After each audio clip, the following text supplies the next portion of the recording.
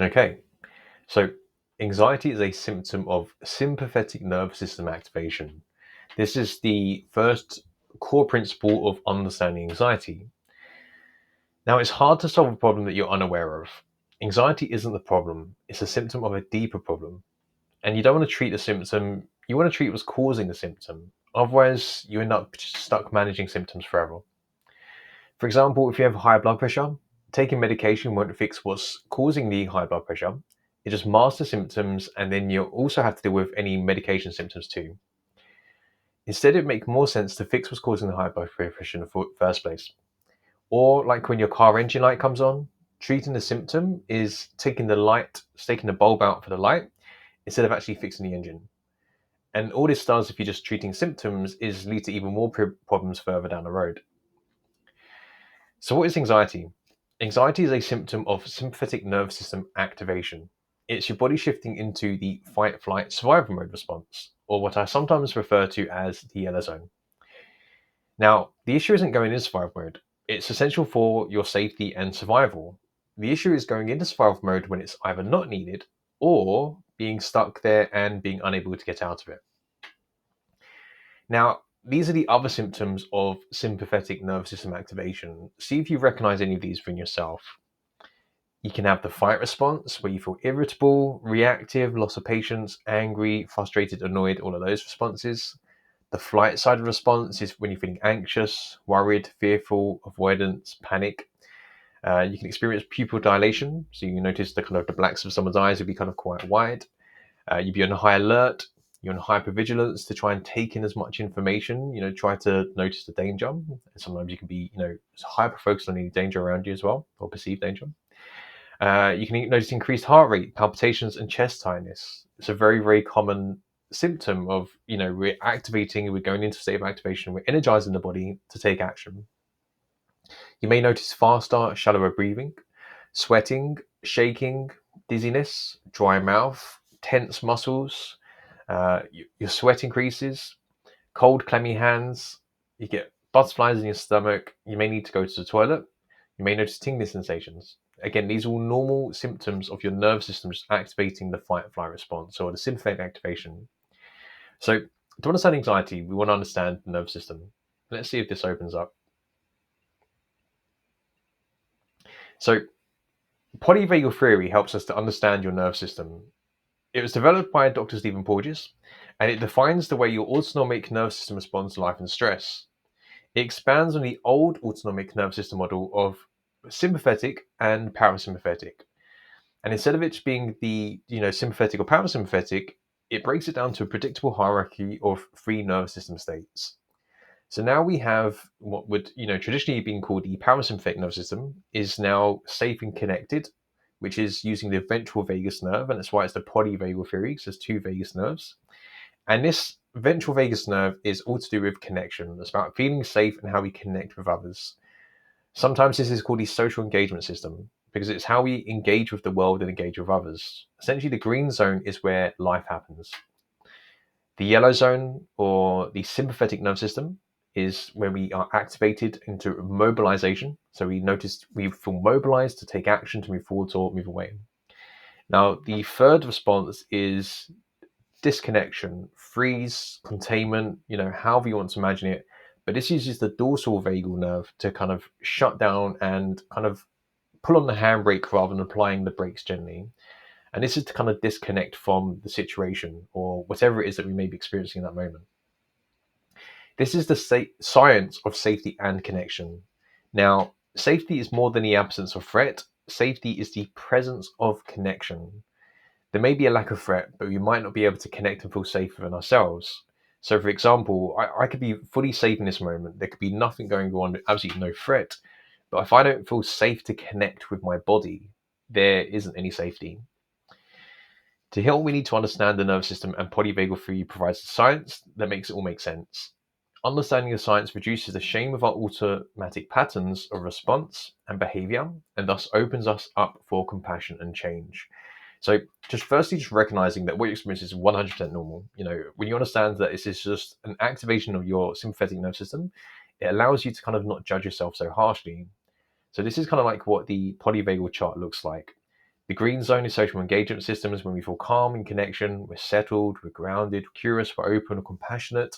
We're in the present, you're in your body, and you feel able to connect. You're ready to connect. So this increases your digestion, your intestinal motility, resistance and infection, your immune response increases, your rest and recuperation, health and vitality, circulation to non-vital, so your skin, so that's like your skin gets warmer. Again, that's why your skin gets colder when you're in a freeze response. Oxytocin, happiness chemical, and what enables us to kind of bond um, without fear. Ability to relate and connect. Movement in eyes and hands, heads turning. So your eyes are kind of just gently moving around. You're kind of like not like stuck in your head movement there. Prosody in voice, so you have different tonality, you're a different range of voice, and increase in breath, and your defensive responses decrease. Now, when we feel there's an element of threat, it doesn't have to mean any real threat, but a perceived threat or any stress, the stress response is when we move into the fight flight response. And often there'll be like a blend between the states as well. So we can also be in the yellow zone where there's a little bit of activation. For example, when we're competing or with play, where we're in a competitive mode, we're in that almost slightly aggressive mode, but we still feel safe. But as stress increases, we go into the fight and flight response. And this is where the fight response, frustrated, irritated, anger, rage, flight, panic, fear, anxiety, worry, and so on. And notice that there's like a 0 to 10, there is your max capacity. Now, when you're in the yellow zone of sympathetic nervous system, your blood pressure, all these things increase. Blood pressure, heart rate, fuel availability, adrenaline, oxygen circulation to vital organs, blood clotting, pupil size, dilation of bronchi, and defensive responses. So this is kind of getting your body to either fight or flee from whatever is perceived danger. Again, this is your hardwired biological survival responses. And what decreases your fuel storage, your insulin activity, your digestion, salivation, relational ability, and immune responses. So when we're stressed, our immune response goes down, your digestion may go down. That's why we experience IBS and stomach issues when we're feeling stressed, things like that. You get dry mouth. Your ability to connect with others and relationships become very difficult when you're living in these kind of stress states. Now, the red zone, sometimes called freeze response or immobilization, collapse, disconnection, and so on. This is using the dorsal vagal response. This is what happens when the fight and flight response is no longer available, or it's no longer being able to deal with the threat, or we perceive that we're fully under threat. Sometimes we can just contain as well, when we don't feel we're unable to fight and flight the response. So often we learn to freeze in childhood because you can't flee your parents, essentially, you've got to survive without them, and you're not going to do very well fighting them either. So often we just contain and disconnect. Now, when we're in the freeze response, we may experience dissociation, numbness, depression, a raised pain threshold, a feeling of helplessness and hopelessness, shame, shutdown, preparation for death, and trapped. Now, these are extreme ends of it. With all of these responses, there is a spectrum. So there's a large spectrum of responses. Now, in this dorsal vagal red zone response, what increases your fuel storage, your insulin activity, immobilization behavior with fear, so we kind of feel like we can't move, we procrastinate, we don't take action, endorphins that help numb and raise the pain threshold, conservation of metabolic resources. So if you experience chronic pain, there's a good chance that your nervous system tends to kind of shift more towards dorsal vagal complex, the red zone of the response. What decreases your heart rate, blood pressure. So, if you traditionally got like super low heart rate and low blood pressure, it can be an indication of the body being more in the red zone. Temperature, cold, clammy hands, always kind of like low temperature. Muscle tone. So you can be in like high tone actually, where you're kind of tense. You can also be in low tone where you're kind of really floppy. Facial expressions and eye contact decreases. So eye contact becomes difficult. Facial becomes very flat like this. Depth of breath. So again, if you're very shallow breathing, social behavior goes down. So we want to isolate. Attunement to human voice. Sexual responses go down and immune responses go down. So when stress goes up, your immune response goes down. So if you notice yourself getting ill all the time, there's a good chance that you may have a dysregulated nervous system. So these are some of the feelings of the red zone response. I'm going to pull this up, and feel free to pause this video. So this is the red zone of disconnection. This is what you might feel when you're in the red zone. So when you're ready, just pause and feel free to go through them. I'm not going to go through them all because But just have a browse and just notice what, and the idea is to notice however you respond. So you're not going to notice all of these, but typically when you are experiencing these feelings, it may be indication that you're in a red zone. Again, pause if you need to read through these. And then the next red zone is the behaviors. So sometimes it's hard to notice what we're feeling when in the red zone because we're at some level disconnected from the body. So because you're disconnected from the body, sometimes it's a lot easier to notice your behaviors rather than what you feel. So again, pause this to just go through the different behavior responses and see if you notice which ones you may notice within yourself. So for example, I definitely noticed that I kind of want to isolate. I don't want to take, I might not be taking care of myself as well. I just want to hide away. I don't speak up, I'm not expressing myself. I'm just, not having those conversations. So again, just notice whatever is connected to yourself, whatever you notice within yourself, sorry. Pause the video if you need to. And then moving on. So the yellow zone, same thing. Now the yellow zone is a little bit more obvious. These signs are a lot more obvious to feel because you're in the yellow zone, you're in your body. And when you're in your body, but it doesn't feel very safe. And this is where we notice we're in these defense responses, the fight and flight responses. So pause the video and see which ones you notice within yourself. Again, hopefully this gives you some sense of peace, recognizing that all of these feelings are very, very normal. And it's just a sign that your body's in a sympathetic activation. When you understand what's happening in the body, you understand what to do to overcome it. Again, feel free to kind of like pause and rewind to go back to it, or you can look through it outside of the video. Now, again, sometimes it's easy to notice behaviors. Sometimes we're so wrapped up with the experience we don't even notice what we're kind of like feeling. So we notice the behavior instead. So just go through these behaviors and perhaps write down the ones that you notice within yourself. And you can go, I know that I'm in the yellow zone. You can also start to recognize when other people are in these different states around you. And it really helps you to be able to connect with other people because you kind of like stop judging them in that moment. And then you recognize, they're just in the yellow zone. I'm not going to take what they say too seriously. For example, if I took everything my wife says when she's in the yellow zone, when she's a bit stressed out, my feelings would get hurt very easily.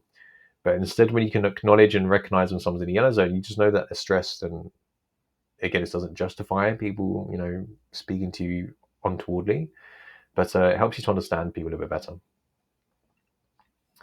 Now, the green zone, and this is, hopefully the emotions and feelings that you may have access to when you're in the green zone of safe connection. Again, feel free to pause and go through these different feelings. And everyone will have a different access to it. Some people will have great access to this. So they have a lot of flexibility in the nervous system, even though they move into the survival mode responses. They're also able to connect to these feelings as well. Other people may not be able to connect to these feelings at all, and they may find it really difficult to even connect to these feelings. Again, these feelings are typically only accessible when you have good access to the green zone. And again, these are some of the behaviors of the green zone of safe connection. So again, these are typically the things that are accessible in terms of what you can actually access and how you can behave when you have a good, healthy nervous system.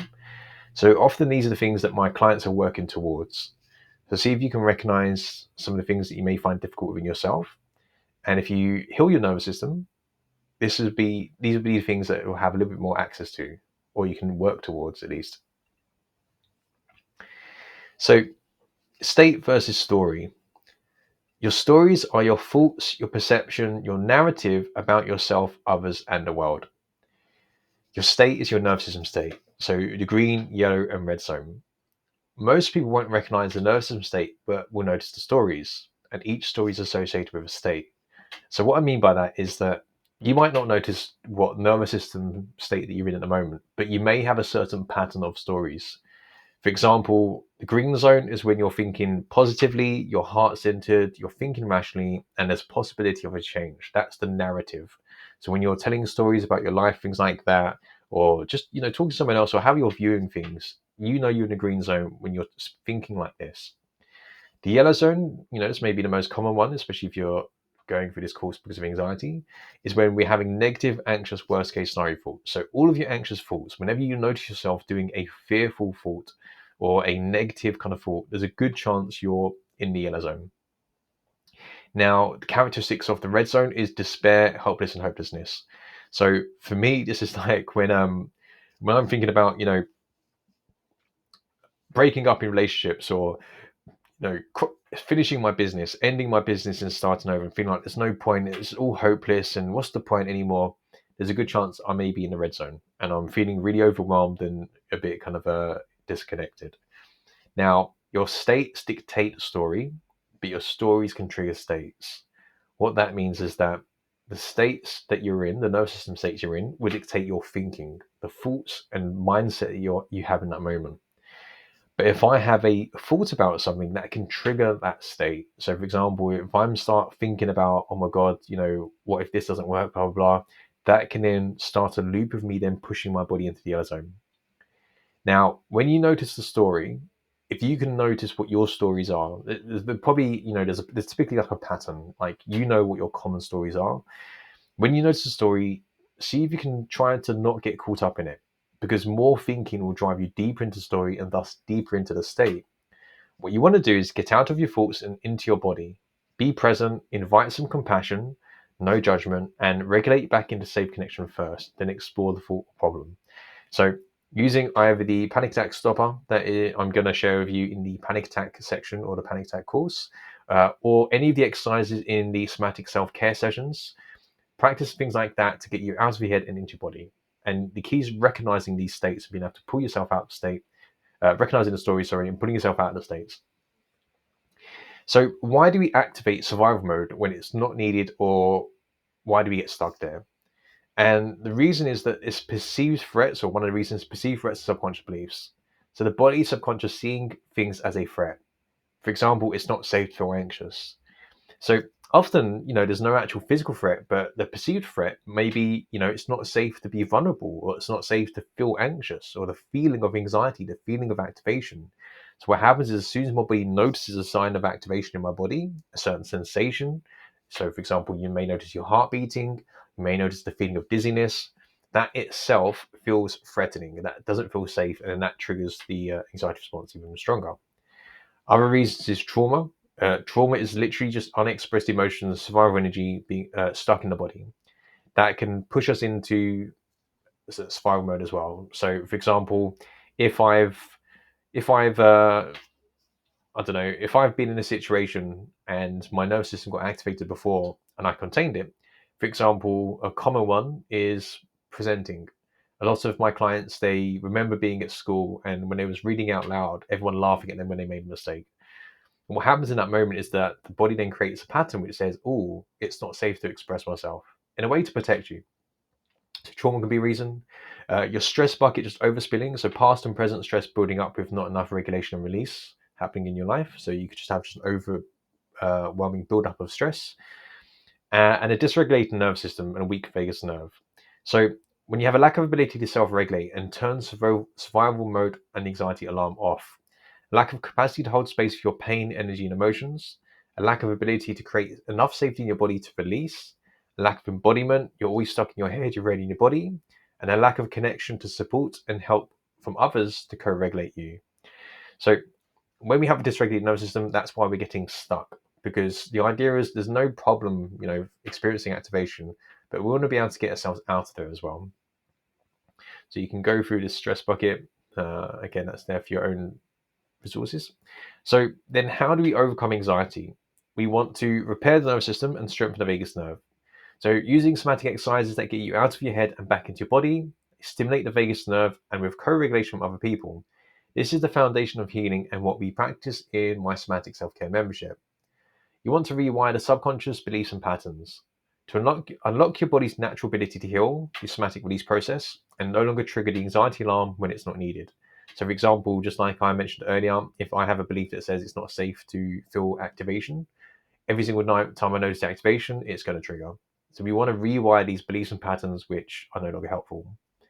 You also want to release the stress and trauma from the past. Ideally, working with someone that's qualified in the somatic release method to ensure a safe, gentle, and smooth experience. Trauma release does not have to be, cathartic or overwhelming. It can be done very smoothly in a very gentle way. Release present stress consistently. So keeping a regular practice to maintain healthy stress hygiene. So just like you brush your teeth every day to prevent your teeth from rotting, or you go to the gym to stay in shape, if you keep a regular somatic practice, it prevents your stress bucket from overspinning and fueling anxiety. You also want to improve your connections, have healthy relationships to offer safe connection and co-regulation. So when we are in a stress state constantly, connection is very hard, and we generally attract people with similar nerve systems. So people with really healthy nerve systems probably aren't going to want to massively spend loads of time around us, so we don't receive much co-regulation. So when we heal our nervous system, you'll eventually attract people with much healthier nervous systems too, and then they'll be able to have healthy relationships with you and be able to co-regulate too. Now, I dive a little bit deeper into these points in the How to Heal Anxiety course, which is, if you have the anxiety relief kit, you're going to have access to that too. Again, if you have any questions with anything that's been covered, please ask in the community and I'll be more than happy to help.